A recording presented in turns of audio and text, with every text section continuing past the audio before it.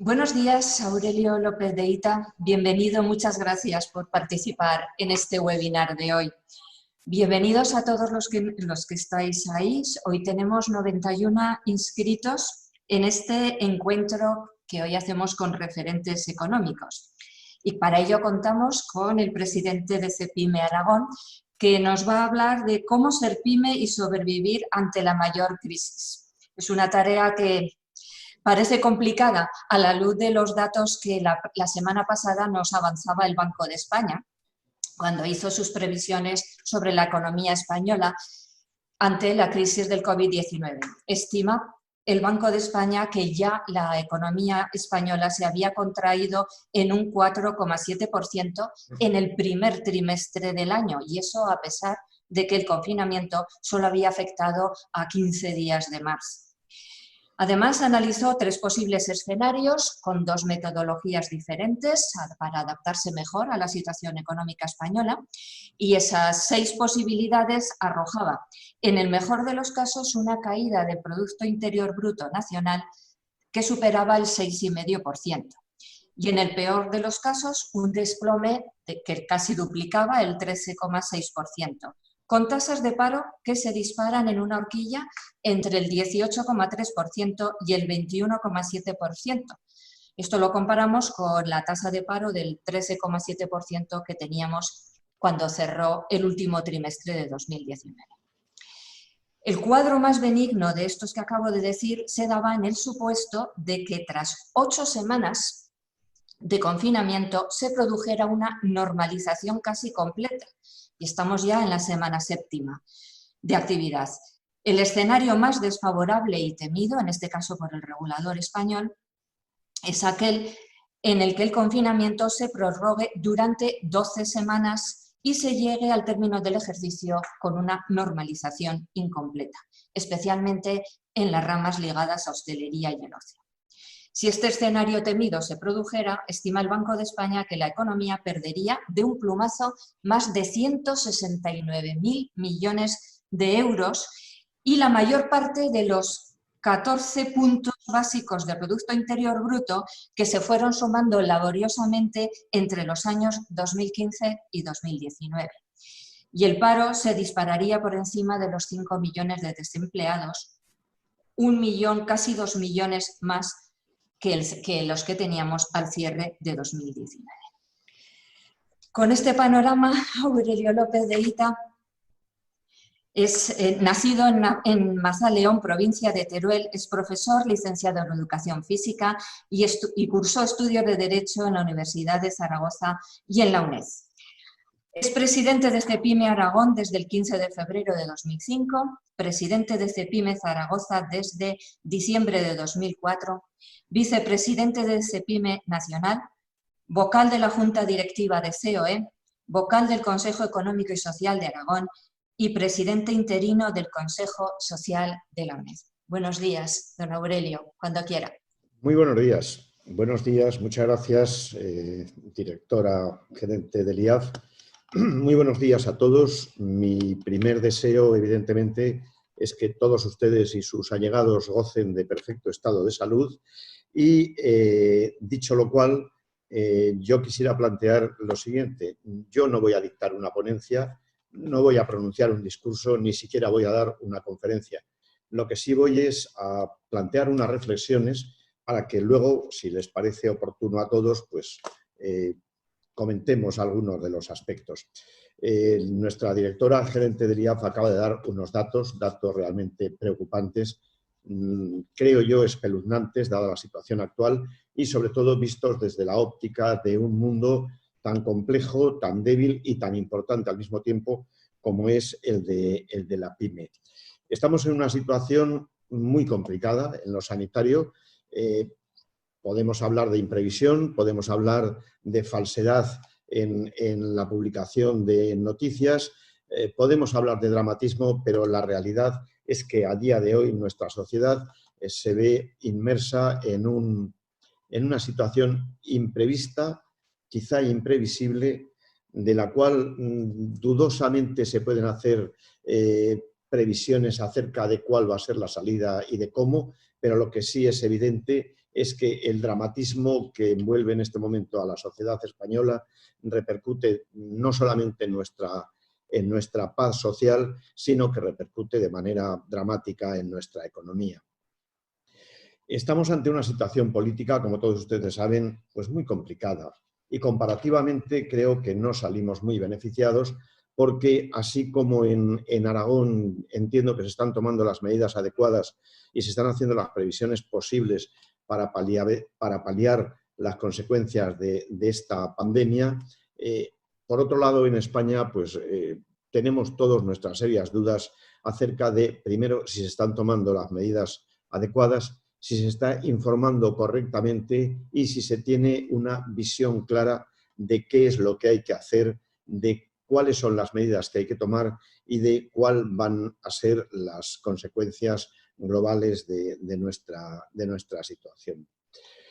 Se ha producido un cierre brusco, una paralización radical de nuestra economía, lo cual hace que cualquier comparación con la crisis de 2008 sea muy difícil. Por otro lado, aquí las consecuencias de la situación la está pagando todos los países, unos en mayor medida que otros, pero nadie se escapa de la actual situación y de pronto nos hemos encontrado en el mundo de la pequeña y de la mediana empresa con una total falta de liquidez como consecuencia de que hay que afrontar unos pagos, hay que seguir atendiendo unos impuestos, se sigue teniendo que relacionarse con los proveedores, hay problemas de stocks, el estocaje es tremendo en algunas empresas y a ello se añade el riesgo de la morosidad y de los impagos. Se ha tratado de afrontar esta situación con medidas que en su enunciado teórico son correctas, pero luego en su aplicación práctica pues no lo son, o al menos están demostrando que no tienen la eficacia necesaria para paliar la situación. ERTES. Los ERTES era una medida imprescindible, pero trae como consecuencia el que a día de hoy todavía no se haya afrontado con fluidez el pago a los trabajadores, lo cual motiva que muchos trabajadores estén imputando al empresario su situación económica, lo cual no es cierto. Se han aplicado medidas de avales bancarios. Los avales bancarios son positivos. Es cierto que se están tramitando con mucha lentitud. Se habla de que hay una proporción de 13 a 100 en lo relacionado con su disponibilidad y también se están detectando malas prácticas o prácticas dudosas por parte de algunas entidades bancarias que están aprovechando el aval sólido del Estado para enmascarar operaciones anteriores y colocarlas bajo el paraguas de estos avales. Nosotros en CEPIME estamos muy vigilantes porque se nos ha planteado la denuncia, no se nos han planteado los datos concretos. Nos consta que a nivel nacional esto es cierto y ante ello habría que estar muy vigilante, como lo estamos, para que no ocurra lo de que a río revuelto ganancia de pescadores. Hemos solicitado por distintos cauces que la banca aplace 6-12 meses el cobro de los préstamos y de las hipotecas. Hemos solicitado y hemos conseguido el que SODIAR y otras entidades públicas apoyen y reavalen las solicitudes de préstamo y de apoyo por parte de la pequeña y mediana empresa. Y, como les decía al principio, entendemos que en Aragón, que estamos en permanente contacto con las autoridades políticas para arbitrar en las medidas que sean oportunas, se ha constituido un comité de vigilancia y seguimiento a nivel político formado por los portavoces de los partidos políticos con representación parlamentaria en las Cortes de Aragón, los 4 agentes sociales, el presidente de la Federación de Municipios y Provincias.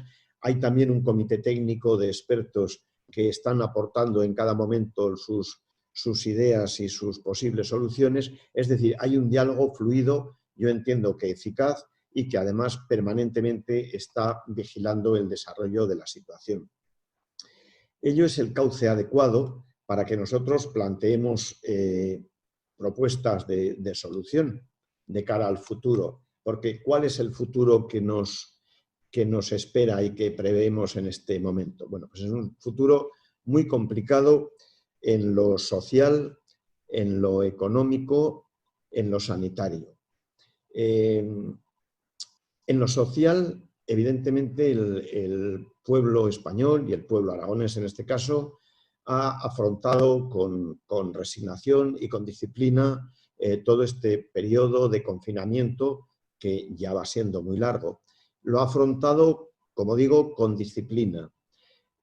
Corremos el riesgo de que no se tomen las medidas adecuadas para esto que se ha dado en llamar la desescalada, palabra que creo que es la más inadecuada en este momento, pero bueno, esto que se ha dado en llamar la desescalada se tenga que hacer de forma sostenible. ¿Cuál es la sostenibilidad? Bueno, pues que no malogremos lo que se ha conseguido durante la etapa de confinamiento por culpa de una precipitación de la cual ya ha habido síntomas en esta primera jornada de apertura para que los niños puedan salir. Bien, ahí confiamos en que las autoridades estén vigilantes y tomen las medidas adecuadas. Estoy hablando de la situación social, situación en la cual cabría también hablar de la situación académica de los alumnos de colegios y de universidad. Cabría hablar también de lo que conlleva de riesgo sanitario por culpa de esta precipitación a la hora de recuperar la normalidad, y ante ello sí que, como ya advierten las autoridades, hay que tener muchísimo cuidado ante el riesgo de que haya un rebrote de la pandemia, que en este caso sería de consecuencias realmente imprevisibles y muy, muy dolorosas. Pero no es mi función hoy, creo, el hablar de problemas de tipo social, valgan como pincelada, pero nada más. ¿Cuál es el futuro de las pequeñas y medianas empresas? Pues es muy, muy complicado porque, en primer lugar, hay una angustia, hay un miedo que responde a razones subjetivas, inevitables, y por otro lado a razones objetivas fácilmente mensurables, es decir, ¿qué va a ocurrir el día que las empresas, los comercios, los autónomos, que son microempresas, tengan luz verde para abrir sus establecimientos? Pues es muy complicado porque, en primer lugar, hay que tomar medidas de seguridad que son de muy compleja aplicación. Y además, estas medidas de seguridad tienen una triple vertiente. Por un lado, la seguridad de los trabajadores, la seguridad de los clientes y la seguridad global en función del aforo de cada establecimiento. Ante ello, hay que dictar medidas muy claras y muy concretas, y además hay que tener en cuenta las diferencias objetivas que hay entre una peluquería, una tienda de tejidos o una tienda de muebles. La peluquería va a tener problemas muy serios porque no es evitable el contacto físico entre el trabajador y el cliente. La tienda de ropa va a tener otros problemas específicos, como son los probadores, la manipulación de las prendas, además de las del aforo, etcétera, etcétera. Pero luego, por otro lado, tenemos tiendas como es un comercio de muebles, que tiene una gran superficie, con un aforo muy, muy reducido y con un personal que en ocasiones puede ser una persona o dos. Es decir, habrá que ser muy, muy exquisito, muy exacto, muy minucioso a la hora de plantear qué tipo de medidas se pueden aplicar. Para ello, nosotros lo que preconizamos es que se establezca una diferenciación por sectores que haga que las guías que se promulguen para cumplimiento de esos sectores pues sean lo suficientemente objetivas y realistas como para no perjudicar sobre perjuicio. Otro tipo de problema es el que afecta a la restauración, a la hostelería. ¿Cómo se puede solucionar? Es decir, ¿se puede reducir el aforo de un restaurante y al mismo tiempo impedirle que prescinda de una parte de la plantilla? ¿Se puede reducir el aforo de un bar, donde normalmente a un bar no se va a beber, se va a socializar, a comunicarse, a estar en contacto con otras personas? Es decir, esto es un problema muy, muy serio en el cual lo que hace falta es un liderazgo claro, contundente, eficaz y que inspire confianza. Lo contrario nos puede llevar a una situación muy, muy complicada. Repito, aforo, higiene interior, medidas de precaución, de prevención. A nosotros se nos están quejando los distintos sectores con los cuales estamos en contacto permanente. Ayer mismo yo tuve una reunión con 25 presidentes y lo hacemos periódicamente. Claro, CEPIME tiene 260 asociaciones, no nos podemos reunir con los 260. Ayer lo hice con 25 y nos trasladaron sus problemas y sus inquietudes. No hay equipos de protección individual, no hay normas claras para que cada uno sepa qué es lo que puede hacer en su establecimiento, que no tiene nada que ver con el de al lado, como decía antes. Por otro lado, hay una situación gravísima de falta de medios económicos, de falta de medios financieros. A los pequeños empresarios se les ha acumulado la deuda de marzo, abril y van a poder iniciar en el mejor de los casos en mayo, pero con una limitada posibilidad de desarrollo de su actividad económica, lo cual quiere decir que dentro de otros 2 o 3 meses la situación puede ser agobiante. A mí me alarma cada vez que me pasan la estadística de las empresas que ya han tomado la decisión de no abrir porque no pueden hacerlo, porque no tienen medios suficientes. Y esto no es un problema individual, es un drama colectivo, porque luego analizaremos la situación económica a nivel global de España y si empiezan a no abrir comercios, a no abrir tiendas, a no abrir autónomos, el problema que se nos genera de paralización de la economía, de incremento del paro y de caída del Producto Interior Bruto, todo esto puesto en conexión, pues es absolutamente dramático. Bien, ¿qué tipo de ayudas se pueden plantear? Como decía antes, no se debe generalizar, no se puede aplicar la misma medida a problemas totalmente diferenciados. Y entonces hay que sectorializar territorialmente, por sectores, por tipo de negocios, y hay que hacerlo deprisa, hay que hacerlo pronto, pero sin precipitación, porque la precipitación nos puede conducir al error. Y aquí los errores son gravísimos, porque se pagan. Y normalmente los errores no los paga el que los comete, los paga el que los padece. Y quien los va a padecer es todo ese inmenso tejido empresarial de pequeñas y medianas empresas que, entre paréntesis, como pincelada, les recordaré que el 80% de las empresas españolas tiene 2, 1 o ningún trabajador. El 80%. Les recordaré que de ese 80%, la mitad, el 50% tienen 0 trabajadores y que el 30% tienen 1 o 2. Es decir, estamos hablando de un tejido formado por microempresas, lo cual nos da una debilidad tremenda a la hora de afrontar problemas y una diversificación que no es saludable de cara al futuro, pero ese es otro problema. Bien, estábamos diciendo que con este tejido empresarial, ¿qué tipo de apoyo se le puede dar? Miren, yo no soy partidario de entregar dinero a cambio de nada.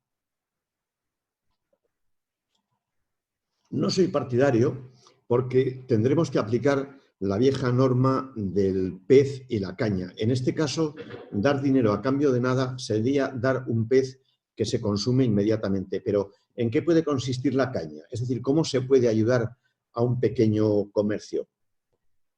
Evidentemente, cuando esto vaya pasando, habrá que hacer una campaña furibunda, radical, enérgica, de apoyo a la pequeña, a la microempresa.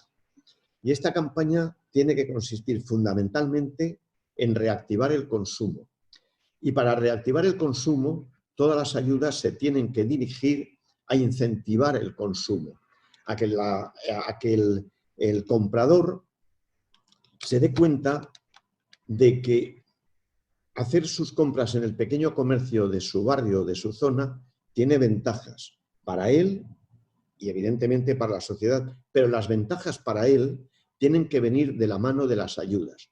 Nosotros estamos estudiando, y ya lo hemos adelantado, el plantearle a la Administración la posibilidad que una gran parte de las ayudas disponibles se encaminen a incentivar el consumo por la vía de ayudar al comprador.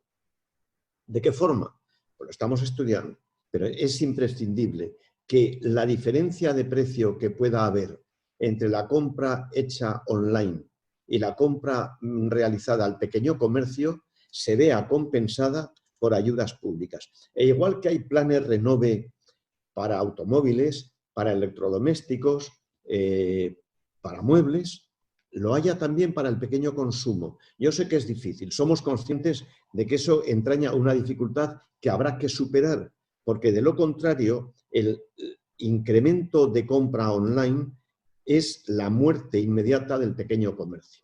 Y ante ello no podemos quedar callados, ni la Administración, ni las organizaciones empresariales, y a la sociedad le tienen que llegar mensajes muy claros de que si fomenta esto, lo que está es asfixiando a todos sus vecinos, sus colegas, sus familiares que tienen una pequeña empresa, y a la larga eso va a ser absolutamente contraproducente, porque si se hunde nuestro pequeño comercio y nuestras pequeñas empresas, aparte de generar un paro tremendo, vamos a generar una pobreza irrecuperable y además una caída en la exacción impositiva que no va a ser reemplazada por otro tipo de empresas y de comercios, como todos ustedes saben.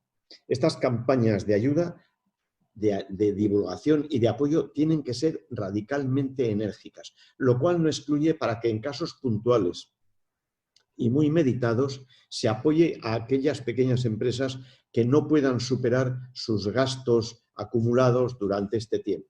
Habrá que hacerlo, pero repito, sin agravios comparativos y sin pérdida de recursos. Y esa pérdida de recursos sería lamentable por una razón fundamental, porque los recursos son muy limitados. Los recursos propios a nivel Aragón y a nivel Estado español, España, son muy limitados porque no había fondo de reserva para asumir una situación como la que se nos ha planteado en este momento. Y al no haber fondo de reserva, dependemos, primero, de mantener lo poco que tenemos y segundo, de que Europa nos ayude.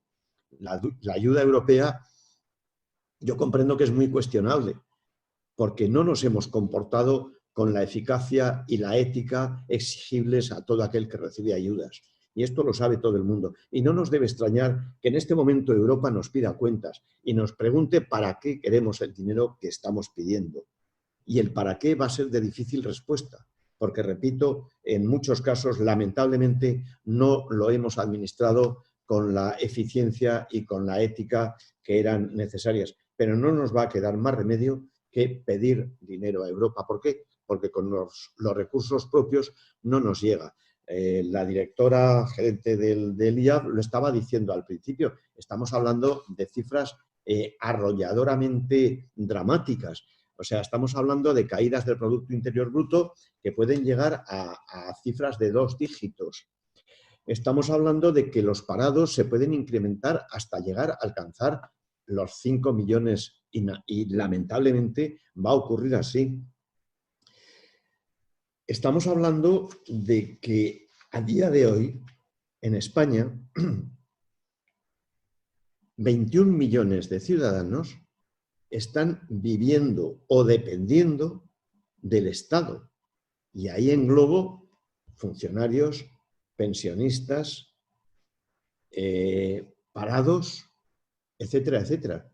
Y claro, la pregunta inmediata es, ¿qué queda para la economía productiva? ¿Qué queda para generar riqueza? ¿Qué queda para atender a toda esa población? Que hay que atenderla, evidentemente, pero hay que atenderla no con un carácter limosnero como plantean algunos miembros del gobierno. No, no, hay que plantearlo con carácter de estricta justicia, pero para ello el Estado tiene que tener los recursos suficientes. De lo contrario es generar unas bolsas de pobreza inasumibles en un país como España, que presume de estar a la cabeza de los países desarrollados. Todas estas cifras se nos van a echar encima, nos van a pesar como una losa durante bastante tiempo, porque la recuperación, la mal llamada desescalada, que yo prefiero llamar recuperación, va a ser muy lenta y va a ser muy dura y va a haber que apretarse el cinturón, pero lo que bajo ningún concepto podemos permitir es que nuestro tejido productivo, nuestro tejido empresarial se nos hunda. De acuerdo en que habrá que reestructurarlo, de acuerdo en que hay que tomar medidas para que los errores que se han cometido hasta ahora, a partir de ahora, se subsanen y para que nuestro tejido empresarial no adolezca de los defectos que tiene en este momento. Demasiadas pequeñas empresas, demasiada dependencia del exterior, demasiada dependencia de la globalización. Ahora nos damos cuenta de que hay sectores estratégicos que a partir de ahora habrá que cuidar y habrá que cuidarlos porque cuando llegue un momento que nadie excluye su reaparición en el horizonte, cuando llegue un momento en el que necesitemos productos que no fabricamos y que no tenemos en stock, no podremos depender de la ayuda de los demás cuando los demás están en situación similar a la nuestra. Tendremos que depender de lo que nosotros hayamos fabricado, almacenado, ahorrado, y en ese momento podremos decir que estamos preparados y no como en este momento que se ha demostrado que no lo estábamos suficientemente. De cara al futuro, nuestro tejido empresarial va a tener que replantearse muchas cuestiones, como son el teletrabajo. El teletrabajo es una cuestión para salir del momento, pero nada más. Lo que hay que plantear seriamente es la digitalización con medios, con formación adecuada, con sistemas que hagan que nuestras empresas puedan salir adelante en algo que hasta ahora, lamentablemente, hemos descuidado. Si yo les digo el dato de empresas que en este momento están suficientemente digitalizadas, estaríamos hablando de cifras absolutamente ridículas en comparación con lo que se necesita. Tendremos que plantear muy seriamente, como les decía, el problema del tamaño de nuestras empresas y de la diversificación de nuestras empresas. Esto tiene que ser objeto de un segundo escalón, porque el primero es la supervivencia. Tendremos que hablar de la agilización administrativa. Todo el mundo habla. Hay ocasiones en las que hablo con líderes políticos y son conscientes de que hace falta una agilización administrativa, porque eso que parece un enunciado vacío no lo es, porque en ello va implícito la rapidez para crear una empresa, la rapidez para tomar decisiones, la rapidez para gestionar recursos. Y en un estado, en un país en el que tenemos 6 o dependemos de 6 administraciones, la municipal, la comarcal, la provincial, la autonómica, la estatal y la europea, y que queramos o no queramos verlo, en muchas ocasiones se superponen, se contradicen y además lo que hacen es complicar y además lo que hacen es plantear exacciones fiscales para poder alimentar toda esa maquinaria. De lo que no nos cabe duda es de que más pronto que tarde alguien tendrá que plantear la remodelación de este sistema, porque no tiene sentido. Miren, no tiene sentido que el año pasado haya habido más de 1 millón de páginas de boletines oficiales conteniendo normas que, como les comentaba, en muchos casos se contradicen. Y aunque no se contradigan, son un fárrago difícilmente asumible y difícilmente conocible por quienes lo padecen. Todo esto hay que simplificarlo. Estamos a la cabeza de normas, de reglamentos, de contradicciones. Miren, ustedes saben que el sistema autonómico tiene grandes ventajas, pero tiene también grandes inconvenientes. Como por ejemplo tiene el inconveniente de que cada autonomía promulga normas contradictorias en cuanto a especificaciones de fabricación. Y a nosotros se nos están quejando permanentemente ya desde hace tiempo fabricantes que tienen que adecuar el modelo de lo que fabrican a la autonomía a la cual va destinado. Esto no tiene ningún sentido, ningún sentido. Y alguien, como decía antes, tendrá que poner orden en esto. Parece que por mis palabras se puede deducir que soy pesimista. Yo no soy pesimista, soy realista porque tengo información permanente de cuál es la situación, de cuáles son los problemas, de cuáles son las medidas que habría que adoptar, de qué es lo que tenemos que apoyar. Y en Aragón tenemos que apoyar con todas nuestras fuerzas sectores como el de industria, que está por encima de la media nacional, que es fundamental, que es puntero y que requiere de todo nuestro apoyo, de todo el apoyo de las administraciones.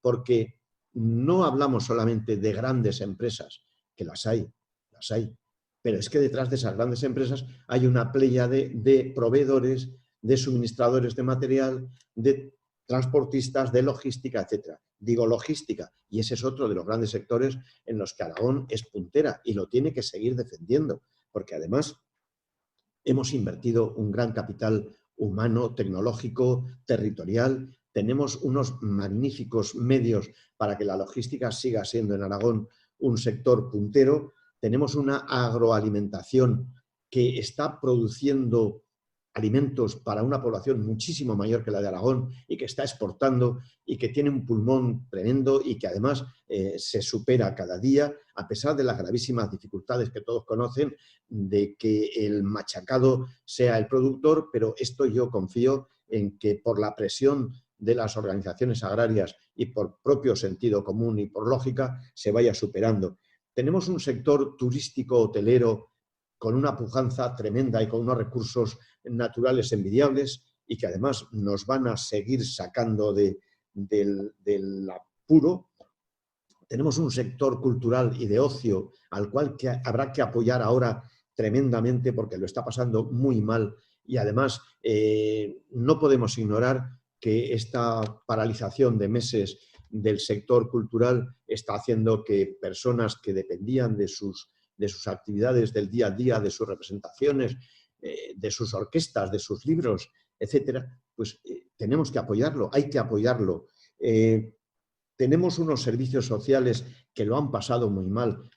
Recuerdo las quejas dramáticas de las residencias de ancianos que en muchos casos se han visto desprotegidas, que no han tenido el material suficiente y adecuado y a pesar de ello y con tremendo sacrificio y no económico sino sanitario, pues han seguido atendiendo a nuestros mayores. Tenemos un sector artesano que también lo está pasando muy mal. Es decir, me olvido de alguien, que me perdone, pero en conjunto tenemos un sector productivo en Aragón que merece todo el apoyo y que merece toda la dedicación. Y me consta que nuestras autoridades autonómicas son conscientes de ello y que lo están haciendo y que lo van a seguir haciendo. Pero ante ello, lo que sí hay que, para recapitular ya, reclamar el apoyo de la sociedad, volcarnos en consumir productos aragoneses, volcarnos en apoyar a la empresa aragonesa y, por muy cómodo que sea la compra online, recordar que el comerciante de abajo y el empresario de nuestra calle y de nuestro barrio también tiene que vivir y tiene que prosperar. Repito que yo no quiero dar una sensación pesimista, es una sensación realista. Todos somos conscientes de que estamos ante una situación gravísima. Todos somos conscientes de que de aquí vamos a salir muy heridos. La herida no tiene que ser mortal, pero requerirá cuidados y esos cuidados los tenemos que aportar todos. El primero, el Gobierno de España dejando de mentir, dejando de falsear las cifras, dejando de plantearnos medidas que no son las adecuadas, reconsiderando que lo que tiene detrás son 40 y tantos millones de ciudadanos que reclaman un liderazgo, que reclaman una ayuda y sobre todo que reclaman una veracidad y una sinceridad a la hora del tratamiento de los problemas. Tenemos un gobierno en Aragón que ha dado pruebas fehacientes de conocer el problema, de capacidad de liderazgo, de capacidad de unión y de pacto. Tenemos una oposición en Aragón que también está dando pruebas de altura de miras y de saber estar a la altura de las circunstancias. Y tenemos una paz social y tenemos un pueblo que unido yo creo que podremos salir adelante. Creo que podremos si lo intentamos y estoy convencido de que lo vamos a intentar. Muchas gracias por su paciencia. Reitero mi deseo de que todos gocen de buena salud y gracias por haberme aguantado durante todo este tiempo. Quedo a su disposición. Buenos días. Sí. Muchas gracias, Aurelio López de Ita. Recuerdo a todos los participantes en el foro que este es el momento para hacer las preguntas, que pueden hacerlo bien directamente escribiendo en preguntas y respuestas o en el botón levantar la mano y entonces les daremos entrada en directo. Empezamos con una de las que nos ha llegado, de Clara Arpa. Buenos días, Aurelio. ¿Puedes darnos el dato exacto de cuántas empresas hay? No solamente un porcentaje, sino el dato concreto. Bueno, estos datos, Clara, amiga Clara, son muy variables, porque claro, nosotros hablamos de 95.000 empresas, pero esas 95.000 empresas al mes siguiente pueden ser 98.000, 92.000, 100.000. Claro, hay un nacimiento y una creación realmente rápidas. Lo que sí es cierto es que en Aragón lo que podríamos llamar grandes empresas son muy pocas, muy importantes, pero muy pocas. Si contamos con las empresas oficiales, entendiendo por empresa los hospitales, la universidad, el Ayuntamiento de Zaragoza, es decir, empresas con miles de trabajadores, pues estamos hablando de aproximadamente 20, muy poquitas. Pero luego sí tenemos un puñado de medianas empresas que tienen un nivel, una categoría, una capacidad de innovación, de exportación, que es realmente asombrosa. Y estoy hablando de empresas del sector del automóvil, del sector de la logística, del sector de los hospitales de campaña, por ejemplo, por citar un dato, que esas empresas son las que realmente constituyen el potencial económico de Aragón, las medianas. Luego las pequeñas son el tejido social, el día a día, el pequeño comercio, la pequeña empresa, el taller de reparación, que son fundamentales, pero ahí es donde yo planteaba en mi intervención la necesidad de agruparse, de evitar el número de microempresas que en este momento las empresas sin trabajadores, es decir, el autónomo puro y duro, que no por ello deja de ser empresario, pues está en torno a los 45.000. Muy bien. Sonia nos dice, buenos días, muchas gracias. ¿Sería necesaria la petición de modificación de los módulos? He hablado con Hacienda y de momento no valoran el reducir los días que no vamos a trabajar. Es decir, pagaremos como si hubiéramos estado abierto. ¿Qué opina de esto? Yo opino de esto que es una barbaridad y lo que sí le ruego es que a través de su asociación o directamente a CEPIME nos hagan llegar todos los datos que puedan en este sentido para nosotros plantear la oportuna reclamación, porque no es justo que quien no trabaja tenga que estar cotizando y pagando los impuestos cuando por imperativo legal ha tenido que dejar de trabajar. Y sobre esto yo también quisiera plantear algo que llevamos tiempo en CEPIME analizando, es que hay que revisar la figura jurídica del autónomo. No tiene sentido, porque sí es cierto que hay personas que son autónomas dependientes, y hay otra pléyade de personas a las cuales se califica de autónomos que no son autónomos, son algo que cotiza, son una persona que cotiza en un régimen de la seguridad social especial que les discrimina, que les impide tener los mismos derechos que a sus trabajadores y que además se utiliza alegremente. Pero cuando hablan de autónomo y ese autónomo es el dueño de una empresa que tiene 20, 30, 50 trabajadores, ¿de qué estamos hablando? Estamos hablando de una persona a la cual le obligan, como digo, a cotizar en un régimen de seguridad social, pero nada más.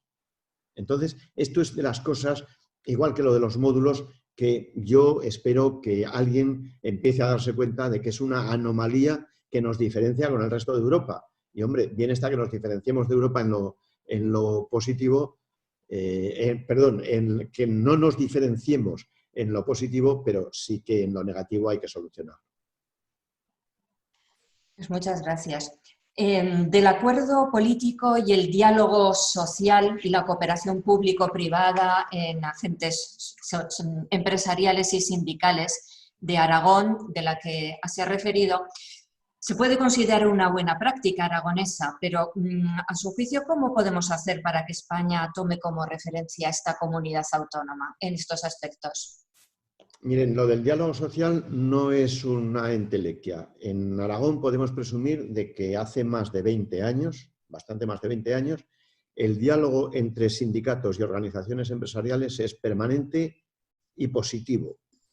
Les voy a dar un ejemplo de ello. Ante situaciones tan graves como la que atravesó la fábrica de Opel hace unos meses, fue precisamente la actitud de los sindicatos la que solucionó el problema. Y ante cualquier tipo de problema, les puedo asegurar que estamos permanentemente dialogando.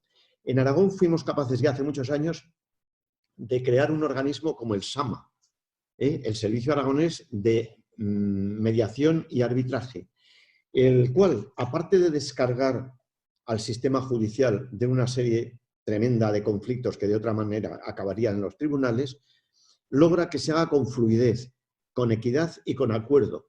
Esto, Aragón fue pionera.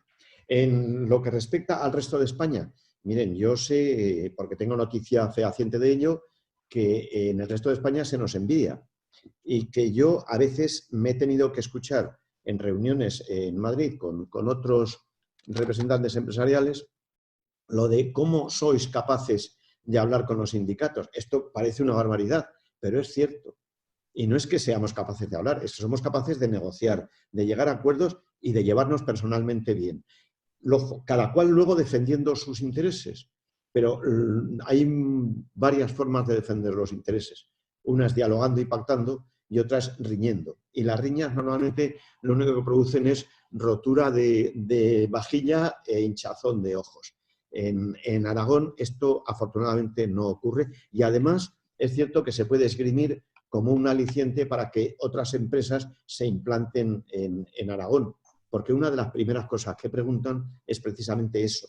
No solo las facilidades fiscales, no solo la facilidad de territorio para ubicarse, sino cuál es el nivel de paz social. Y afortunadamente es positivo.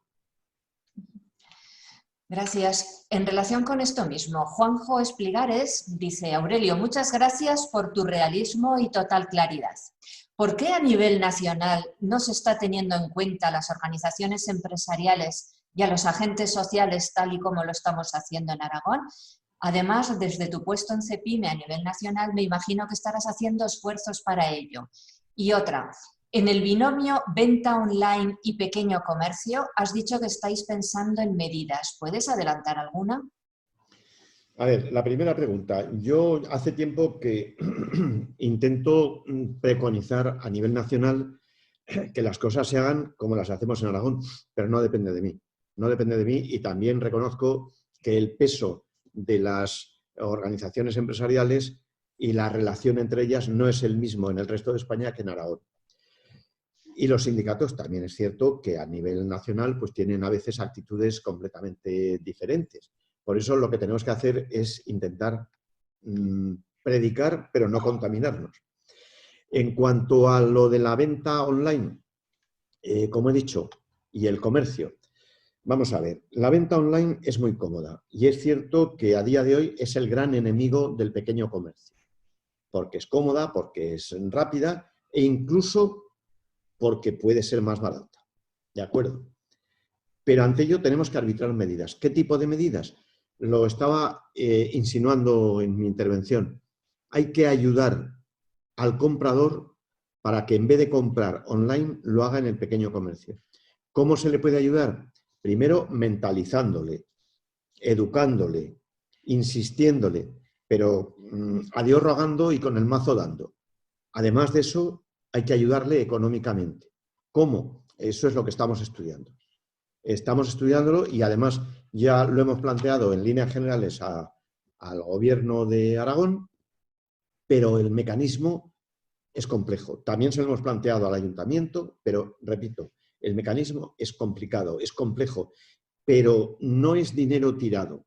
No es dinero tirado porque, al igual que en el Plan Renove, lo que se hace es facilitar la compra de un automóvil, por ejemplo, pues vamos a intentar entre todos buscar el sistema para que el comprador pueda comprar en la tienda de abajo y ayudar a ese comerciante, pero al mismo tiempo que el producto no le cueste más que online, porque lo de online, pues alguien algún día tendrá que replantear el papel que está jugando el comercio electrónico, no ya solo perjudicando al pequeño comercio, sino detrayendo una tremenda masa de impuestos que se recaudarían si las compras se hiciesen de otra manera. Pero repito, esto ya nosotros lo único que podemos hacer es insistir en el problema y insinuar alguna solución, pero la gran solución no está en nuestras manos. Muy bien, la siguiente pregunta. Juan Valiente agradece sus palabras y querría saber cuál es su percepción con respecto a la implicación de la pyme aragonesa en el cambio climático. Vamos a ver. Una de las obligaciones de toda empresa, grande o pequeña, es su responsabilidad social. Tema sobre el cual todos venimos insistiendo y haciendo pedagogía desde hace mucho tiempo. ¿En qué consiste la responsabilidad social? Bueno, hay distintas facetas, que ahora sería fruto de otra charla el enumerarlas todas. Pero una de ellas, evidentemente, es contribuir a paliar las consecuencias del cambio climático.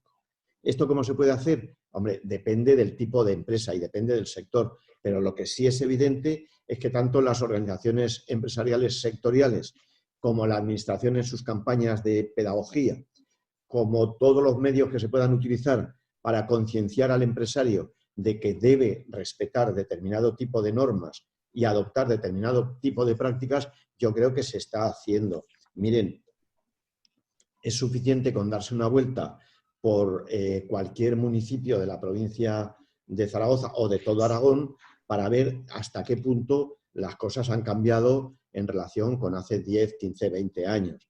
Y en ello han tenido una buena parte las pequeñas empresas, que son las que normalmente están extendidas por el mundo rural.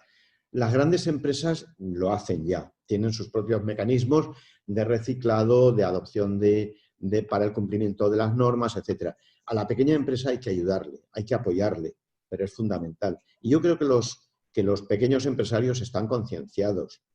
En ello colabora también la administración aportando los medios necesarios, pero el tema es fundamental. Solo hay que darse cuenta de cómo ha cambiado de alguna manera el medio ambiente en las ciudades estos días cuando las empresas han estado paralizadas, pero no las podemos paralizar. Es decir, no podemos sacrificar nada en aras del medio ambiente. Lo que sí hay que hacer es adecuar las consecuencias del mundo empresarial a las necesidades del medio ambiente. Otra pregunta. Con esta situación de confinamiento, ¿opina que los mercados se van a volver más locales o nacionales? ¿O cuando pase la pandemia volveremos a la globalización y se reactivará la exportación? A ver, la tendencia sería volver a la globalización, pero hay que estar ahí muy cuidadoso, como decía antes, porque la globalización tiene grandes ventajas, nos ha traído grandes ventajas, pero ahora se ha visto que también tiene sus inconvenientes. Y es que, sin volver a lo de Albania en sus malos tiempos, de que se declaró autosuficiente y así le fue, lo que sí habrá que tener en cuenta es que sectores estratégicos no pueden depender del exterior y para ello habrá que tomar medidas de previsión, medidas de producción, medidas de almacenamiento, de investigación, etcétera, etcétera. A ver, si no se aprende de los errores, se está condenado a repetirlos. Yo espero que de este tremendo, no quisiera llamarle error, y en todo caso sería un error imputable a la naturaleza, pero sí que tenemos que sacar consecuencias y tenemos que aprender de ello, aprender mucho además. Carlos Lagunas dice, muchas gracias por su exposición, muy clara y realista. Ante la incertidumbre que supone el aumento de impagados en nuestras pymes, ¿cómo se puede afrontar el futuro de nuestras empresas? A ver, lo de los impagados es una realidad. La morosidad es una realidad. Yo hoy precisamente en un medio de difusión me preguntaron ayer y hablaba de que no hay derecho a que las grandes empresas estén abusando de las pequeñas empresas, que son las que les están financiando, a base de pagar a 200 y más días saltándose todo tipo de norma. Ello va a provocar una tremenda morosidad que no debemos confundir con la quiebra a la que van a verse abocadas algunas empresas como consecuencia de, por un lado, la situación de estos meses, la falta de producción, la falta de ventas y, por otro lado, además, por la morosidad que venían arrastrando como consecuencia del impago por parte de sus acreedores. Ante ello, lo que hay que hacer es radicalizar no la norma que ya existe, sino el cumplimiento de la norma. Y entonces yo he pedido ya en varias ocasiones, y ayer lo pedí, pero no lo refleja el medio de comunicación, que se exija que todo gran contratista no pueda cobrar de la administración hasta que no demuestre que ha pagado a sus proveedores y a sus subcontratistas. Con ello, probablemente eliminaríamos una gran bolsa de morosidad. Una gran bolsa de morosidad y, por otro lado, sería necesario revisar la ley de contratos, como pidió ayer el presidente del Gobierno de Aragón, y yo le aplaudo y le apoyo, revisar la ley de contratos para que la ubicación o el domicilio real de una empresa sea mérito añadido a la hora de ser adjudicataria de una gran obra. A día de hoy todos sabemos que una buena parte de la obra pública que se ejecuta en Aragón se está yendo de Aragón.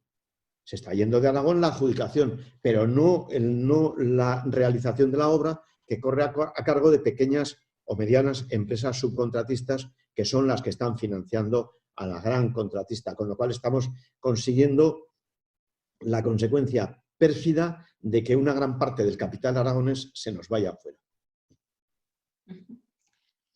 Gracias. En esta situación estamos viendo que se abren algunas ventanas donde la digitalización, el comercio electrónico, el teletrabajo, la preocupación por la seguridad y la salud de las personas. ¿Opina que estos paradigmas se van a convertir en exigencias o van a perdurar en el caso de las empresas? Pues tenemos que hacer lo posible todos para que perduren, porque la digitalización, que es muy positiva, ha traído como consecuencia hasta ahora que se hayan quedado fuera de ese movimiento de digitalización muchas pequeñas empresas que podrían acceder a ello. Y ahí sí que hay que hacer dos cosas. Una, pedagogía, y otra, apoyo y ayuda y formación. Porque, de lo contrario, pues claro, tenemos ejemplos paradigmáticos de pequeñas empresas que ya hace mucho tiempo, ubicadas en cualquier pueblo de la provincia de Huesca o de la de Teruel o de la de Zaragoza, resulta que a través del comercio electrónico se han abierto mercado en todo el mundo. Es cierto. Y son ejemplos a imitar. Es cierto, por otro lado, que en su conjunto el comercio electrónico ha adquirido un peso tremendo. Podríamos hablar a lo mejor de cifras del 40% o alrededor del 40% de lo que se está derivando hacia el comercio electrónico. Pero también es cierto, como decía, que hay muchas empresas que se han quedado fuera y que tienen posibilidades de acceder a ese comercio electrónico. Pero hay que tener cuidado en qué medio se utiliza. Y yo aquí no puedo hablar ni a favor ni en contra de nadie. Pero lo que sí digo es que hay que tener cuidado porque es muy peligroso correr el riesgo y caer en el peligro de quedarse en manos únicamente de una plataforma, en detrimento de la libertad de comercio que genera el que una empresa por sí misma pueda desarrollarse.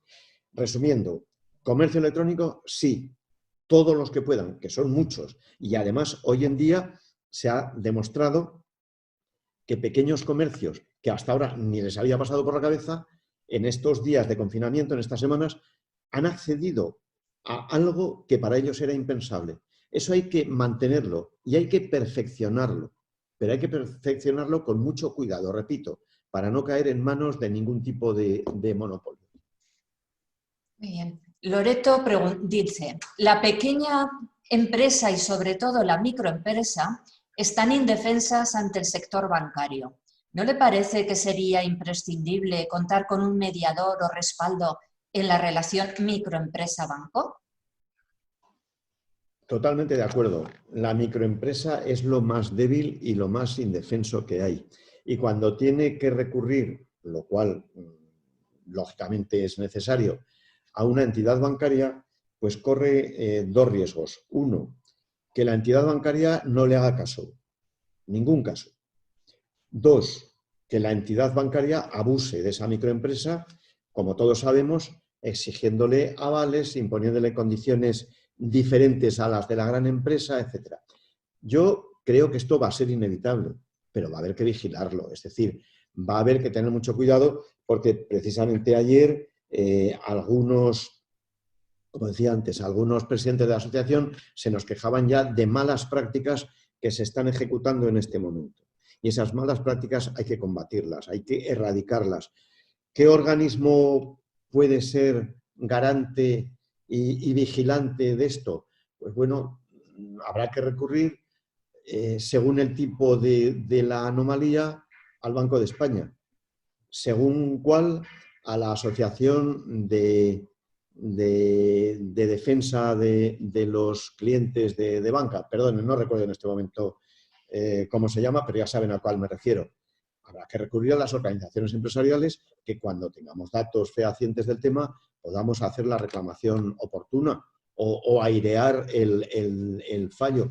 Pero de lo que no cabe duda es de que la banca o algún sector de la banca que en su día fue rescatada con el dinero de todos los españoles, ahora tiene que hacer un alarde de generosidad, no solamente haciendo donaciones, que también, sino protegiendo y apoyando a la microempresa, que de lo contrario se va a ver muerta. Yo lo que sí les invito a que cuando detecten un abuso, una anomalía o algo subsanable o mejorable, nos lo comuniquen porque haremos lo posible por ayudarles. Juanjo Espligares vuelve a preguntar, Aurelio, disculpa que insista, pero ha sido tan interesante tu ponencia que le gustaría saber algo más. En la campaña de comunicación para la recuperación que has mencionado, ¿crees que debe ser potente y de estilo de la que se hacía hace años con los cursos de formación? Lógicamente salvando las distancias del tiempo y del tipo. ¿Y deben ser con el apoyo de fondos europeos y nacionales? Vamos a ver, la formación es fundamental en todo y para todo. O sea, un país bien formado, bien educado, bien instruido, y fíjense que he dicho tres cosas: educado, formado e instruido, que son diferentes, las tres, como todos ustedes saben, pero que son imprescindibles. Esa formación es siempre necesaria, pero en momentos como el actual mucho más, mucho más. Si descuidamos la formación, iremos perdiendo etapas y posibilidades de, no ya de superar la situación actual, sino de ponernos a la altura de los países más desarrollados. Y esta formación no se puede escatimar, no se puede detraer fondos como se ha venido haciendo hasta ahora de lo que pagan los empresarios y en menor medida los trabajadores para formación. Esos fondos no se pueden detraer de la formación y dedicar a otros menesteres que serán imprescindibles, pero habrá que atenderlos con otros recursos. Y si en este momento se sigue haciendo eso o se cae en la tentación de que lo que se destinaba a formación se dedique a otros aspectos, por muy importantes que sean, se estará cometiendo un tremendo error. Y si para ello hay que recurrir a fondos europeos, habrá que hacerlo. Y miren, la formación ha tenido mala fama, y me estoy refiriendo a la formación por parte de las organizaciones empresariales y sindicales. Ha tenido mala fama con razón, pero con razón en determinados sectores y en determinados momentos. Y yo les invito a todos ustedes y a quien me escuche a que detecte en Aragón una sola irregularidad que haya sido objeto de sanción o de demanda judicial. No paguemos justos por pecadores. La formación permanente es fundamental, igual que todas las demás.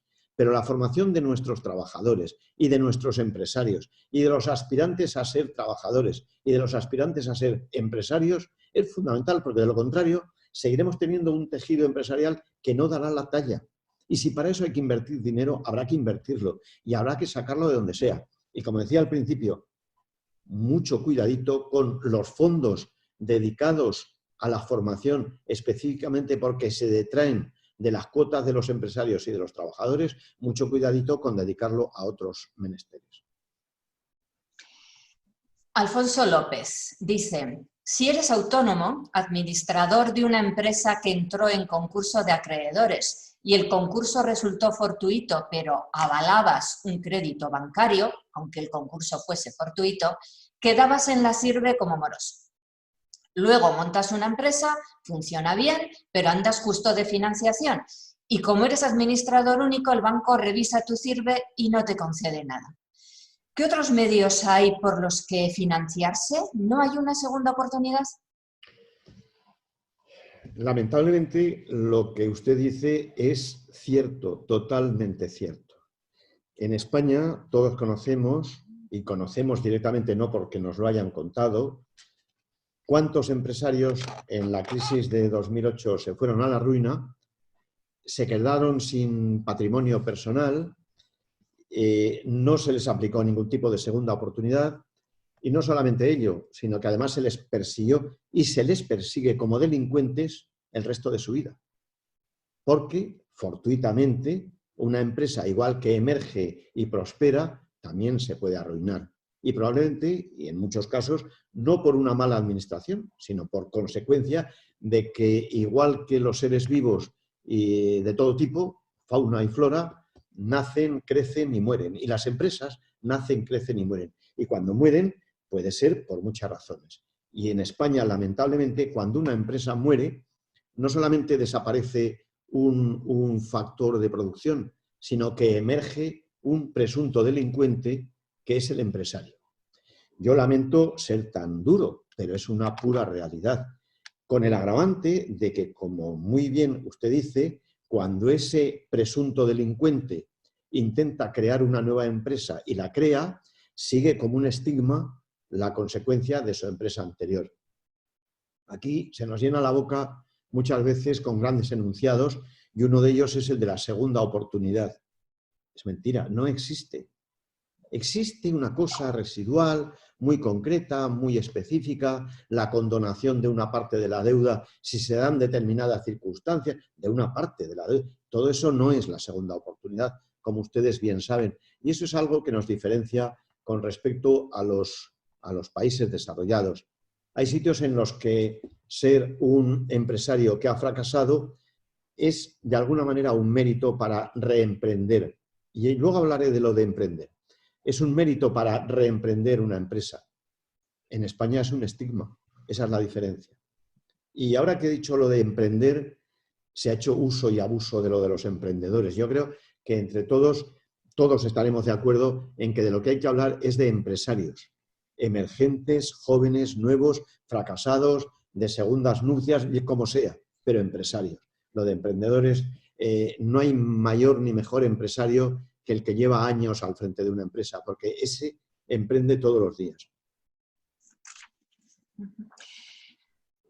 Una pregunta más. Es claro y evidente que cuanto antes se vuelva a la normalidad o a la normalidad más parecida a la que teníamos antes se reactivará la economía. ¿Opina que ha llegado ya ese momento de apertura social y laboral? ¿Y con qué medidas se deberían de dar en este caso, si se diera ya? Una pregunta muy delicada. Yo entiendo que no ha llegado el momento.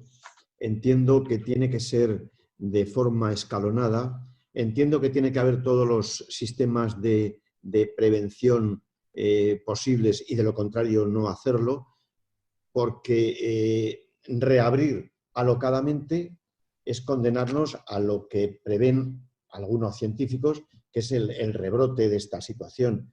el rebrote sería catastrófico, sería absolutamente indeseado en el aspecto sanitario, en el aspecto social, en el aspecto económico, etcétera, etcétera. Pero claro, para eso, como para todo lo que es complejo en la vida, y los empresarios lo saben, todo lo que es complejo requiere análisis, meditación, estudio de las posibilidades, acopio de los elementos necesarios para poder adoptar las medidas adecuadas, y todo eso requiere de una capacidad de análisis, de una frialdad, de una generosidad y de un liderazgo y de un volcarse únicamente en el problema sin tener en cuenta otras circunstancias y otras vicisitudes que lo hacen muy complicado. Si es complicado en una empresa o en una organización o en una asociación, ¿cómo no va a ser complicadísimo a nivel de un Estado, de un país, de un Estado que además tiene las peculiaridades y diferencias tan notables como tiene España, territoriales, sectoriales, incluso de mentalidad? Es muy difícil, yo reconozco que es muy difícil, muy, muy difícil. Pero miren, quien se pone al frente de algo tiene que ser consciente de que está capacitado para ello. Si no lo está y con humildad reconoce que no lo está, tendrá que rodearse del equipo de técnicos y de asesores adecuados para que le marquen las pautas a seguir. Y una vez todo ese complejo equipo puesto de acuerdo y sabiendo lo que tiene que hacer, aplicarlo. Pero aplicarlo con toda la firmeza y con toda la convicción que da el considerar que se está haciendo lo adecuado. Lo contrario, pues es muy difícil, es muy arriesgado. Claro, a día de hoy decir, pues bueno, el día 10 que se abran las no sé qué y que salgan los niños por la mañana y los ancianos, o las personas mayores, perdón, por la tarde, y que se abran las... sin tener absolutamente contrastado que eso es viable y que es lo deseable, es una temeridad que desgraciadamente la podemos pagar todos, la vamos a pagar todos. Cuando además se toman medidas en función de conveniencias de tipo coyuntural, electoral, político, partidista y tal, claro, esto lo único que está sembrando es el miedo y la perplejidad. Yo repito y sintetizo, creo que no ha llegado el momento de todos a la calle. Y segundo, eso hay que hacerlo con mucho tiento, con mucho tacto, con mucha firmeza y sin pasos atrás, porque los pasos atrás aquí son peligrosísimos. Y está en juego la paz social, la educación, la producción, la seguridad. Hay muchos factores en juego. Pues muchas gracias. Vamos a ir ya casi concluyendo con un par de preguntas. Con todo lo negativo que supone esta debacle, la mayor pandemia en decenas, casi del siglo, una grave crisis económica y un fuerte impacto social, ¿se puede resumir o sacar algún aspecto positivo? ¿Qué lección sacaría de esta crisis con la que nos podamos quedar? Pues mire, yo hace unos días, al principio de todo esto, escribí un articulito en un periódico del cual solo les voy a dar el título. Nos creíamos invencibles. La primera lección que tenemos que aprender es una lección de humildad. No somos invencibles, ni como personas, ni como estamento, ni como país, ni como sociedad. O sea, somos muy, muy vulnerables. Tanto es así que un virus que no se ve nos ha confinado en casa. Está destruyendo nuestra relación social, o de momento la ha aparcado. Está destruyendo nuestro tejido productivo. Nos ha demostrado que no teníamos reservas. Nos ha demostrado que no teníamos vacunas, que no teníamos nada, que no somos invencibles. La primera lección yo creo que debería ser una lección de humildad a título personal y a título colectivo. Y por otro lado, debería ser una lección que nos recordase lo de la cigarra y la hormiga. O sea, tendríamos que ser menos cigarras y más hormigas. Menos cacareo público y menos presunción de lo mucho que valemos y lo mucho que tenemos, y más hormiguitas diciendo paso a paso, con cuidado, ahorrando, investigando, haciendo acopio de materiales, poniendo todo nuestro potencial económico al servicio de lo importante que a día de hoy lo importante no es esa preocupación por saber cuándo se reabren los campos de fútbol, que me parece muy bien, pero no es lo fundamental. Lo fundamental es cómo vamos a preservar la salud de nuestras gentes, cómo vamos a poner en marcha otra vez nuestro tejido productivo, cómo vamos a recuperar la formación de nuestros alumnos a todos los niveles, cómo vamos a crear una red asistencial suficientemente fuerte, potente y previsora para que ocurra lo que ocurra, no nos pase que nuestros sanitarios se tengan que cubrir con bolsas de basura. Es decir, todo eso es la primera lección que tendríamos que aprender. Y luego lo que quede, pues dedicarlo a lo folclórico, a lo coyuntural y a lo anecdótico. Y para acabar, un mensaje. ¿Qué mensaje de esperanza e ilusión puede dar a la sociedad aragonesa como representante de los empresarios? Hombre, yo el mensaje que daría, como el de cualquier persona que ya ha vivido y que ha conocido situaciones muy complicadas y como ha sido testigo de que hemos pasado de un territorio agrario y pobre a una sociedad pues industrializada, competitiva, coordinada. ¿Con qué? Pues con esfuerzo y con trabajo, si es que no hay otra. Yo no soy quien para dar mensajes, pero lo que sí digo es que habrá que trabajar, habrá que esforzarse, habrá que tener ilusión y, como decía hace un momento, lo anecdótico, lo folclórico, dejarlo a un lado y dedicarnos a lo fundamental. Aragón hoy en día no es comparable al Aragón de hace 20, 30, 50, 60 años. No es comparable en nada, en nada. Y todo esto que tenemos no nos lo han regalado. Ha sido fruto del trabajo, del esfuerzo, del ahorro, de la dedicación de generaciones y generaciones que han ido sembrando para que a día de hoy nos demos cuenta de que todavía hace falta mucho más. Y ese mucho más lo tenemos que poner no los que han hecho lo que tenemos, sino los que tienen que hacer lo que nos falta. Por lo demás, esperanza toda, ilusión toda. Yo lamento si en algún momento he dado la sensación de ser negativo o de ser pesimista. No lo soy, pero hay que ser realista, hay que tener los pies en el suelo. Hay que darse cuenta de que, como alguien me preguntaba hace un momento y me han pasado los datos exactos, en Aragón tenemos en total, vamos a ver, que ahora me he perdido, tenemos 91.114 empresas. Y esas 91.114 empresas, como bien les decía, 49.000 son sin asalariados. 37.000 tienen de 1 a 9. De 10 a 49 tienen 3.000 empresas. Y de más de 500 trabajadores, tenemos 44 en todo Aragón. Y que si de esas 44 deducimos las que son universidades, hospitales, ayuntamientos, nos queda un puñadito, pero es igual. Sean de las 40 y tantas mil, 49.000 que no tienen trabajadores, o sea la empresa más potente de Aragón, están constituidas por hombres y mujeres. Y son esos hombres y esas mujeres los que, como decía antes, con los pies en el suelo y con su esfuerzo y su trabajo, pueden crear el Aragón del mañana, que puede ser mejor que el de hoy, que es a su vez infinitamente mejor que el de hace años. Y ahí estaremos todos, y ahí están todos, los que curan, los que educan, los que trabajan, los que dirigen, todos. Pues hay varios participantes que agradecen y alaban la exposición, les ha parecido muy bien, no plantean ninguna pregunta en concreto.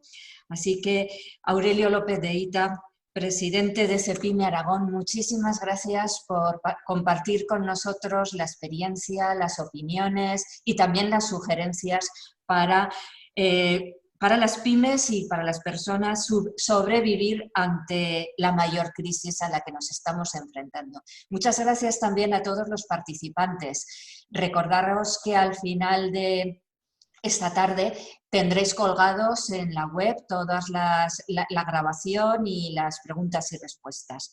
Y nos vemos mañana con una nueva exposición y una nueva sesión de IAF más cerca. Muchas gracias a todos. Hasta la próxima. Muchas gracias. Buenos días.